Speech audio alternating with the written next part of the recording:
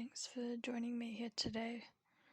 I've returned from spending some time with my parents who live outside of the city. I was glad to take a break from riding elevators that smell like takeaway food. Grateful for the lack of beeping car horns. In my experience, observing dangerous driving and road rage, even from a sidewalk, builds up a constant low-grade stress in the body. Obviously, people drive aggressively outside of the city too, but with there being less cars on the road there, you don't notice it as much.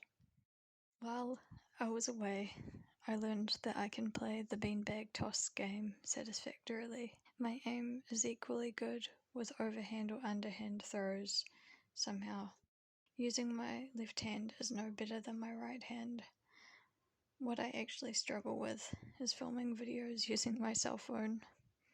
A couple of times I thought the camera was recording me planting squash seeds in the garden when it was actually turned off the entire time. That's what I can expect in return for using my right hand as a tripod. Seeds covered in mounds of dirt doesn't warrant a video, so I'll show you the beautiful fully grown snow pea plants instead, while sharing what's on my mind about personalities and where I think personalities come from. Personally, I feel tightly knit to my parents, that we are snow peas in a pod somehow. Some psychology articles would suggest this is codependent and not ideal. Anyway, in terms of physical characteristics, my feet have high arches like my dad, and my skin is easily irritated in the same ways my mum's skin is irritated. My face resembles both of them. Not simultaneously, but depending on the photo you look at, I'll resemble my mum, while in another photo I'll resemble my dad more. During teenage development, it's understood that a child figures out who they are by differentiating themselves, especially from their parents or caregivers. I haven't researched this thoroughly, just warning you. After a quick search on the internet about Carl Jung and differentiation, I came across the Bowen theory, which I see truth in when I apply it to my own life.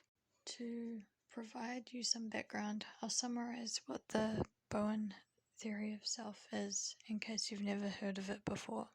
A sense of self was first defined by psychiatrist Murray Bowen as a setting apart of oneself as distinct from others. More broadly, it is the ability for a person to recognize their own thoughts and feelings and to respect that they are sometimes different from others. Some of the ways I have differentiated myself within my family system include certain choices of clothing and the types of food or cuisines I like to eat. In my experience, these are safer ways to differentiate myself. Holding different religious or political beliefs is on shakier ground. Being too extremely different to family members, in my case mother and father, might hurt them.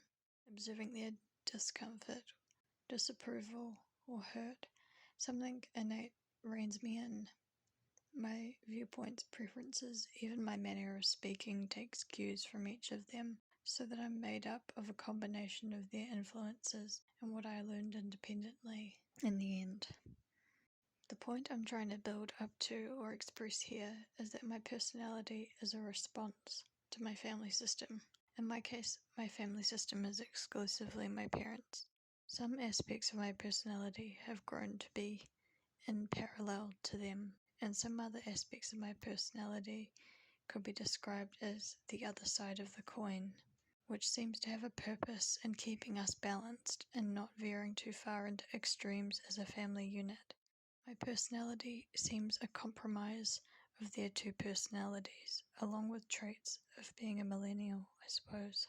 Keeping this more serious, I've noted that the values I look for in friends echo values my parents praised when I was growing up under their influence. Now that I am past my teen years and have figured out how to individuate myself without rebelling completely, I've made sure to keep certain family values close to my heart, while I could also bear to experience life in a slightly different way to how I grew up.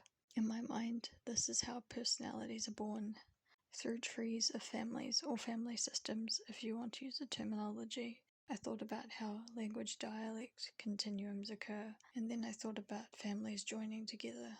It makes sense to me that a personality can be a response to a strong influence, such as a caregiver.